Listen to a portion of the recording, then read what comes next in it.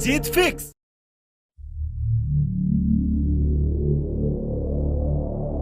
समय के साथ विज्ञान ने बहुत तरक्की की।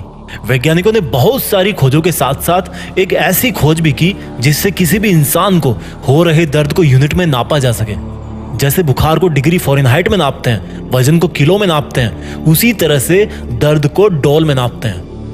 वैज्ञानिकों ने बहुत एक्सपेरिमेंट किए, अलग अलग लोगों पर अलग अलग प्रकार से उनको दर्द देकर उससे उत्पन्न होने वाले दर्द को उन्होंने नापना चालू किया। काफी सारे एक्सपेरिमेंट्स के बाद रिसर्च करने वालों ने एक निष्कर्ष निकाला कि एक इंसान मैक्सिमम 45 डोल यूनिट का दर्द सहन कर सकता है।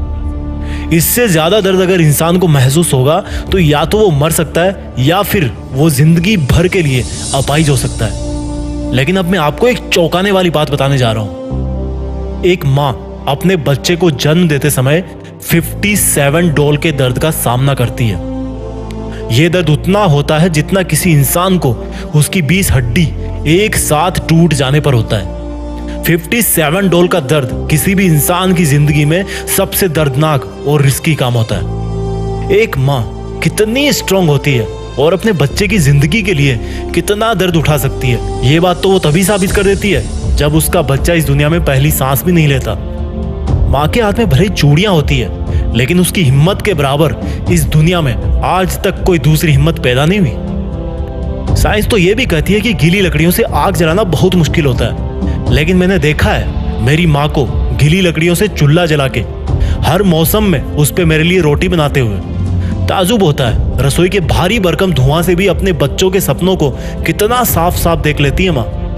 जाने किस मिट्टी के हाथ बने हैं उसके, जो तवे पे उंगलियां जलने के बाद भी इतना टेस्टी खाना बना लेती है।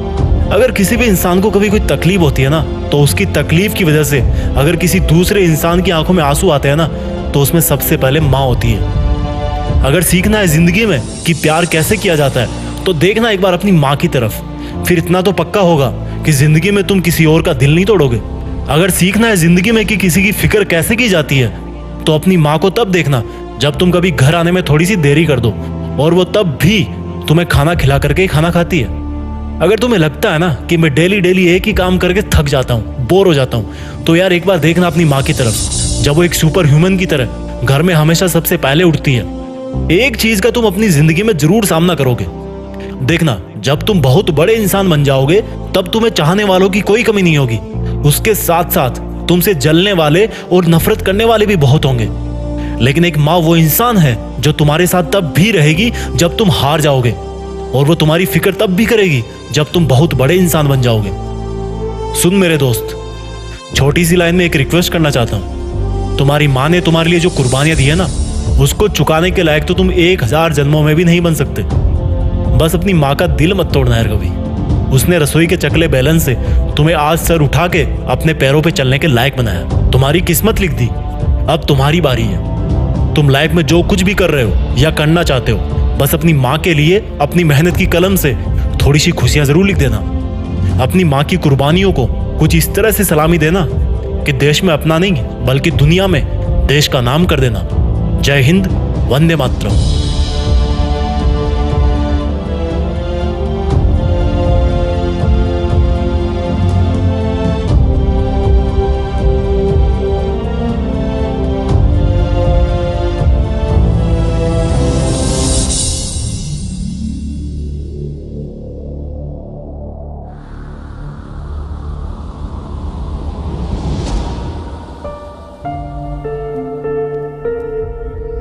जीत फिक्स।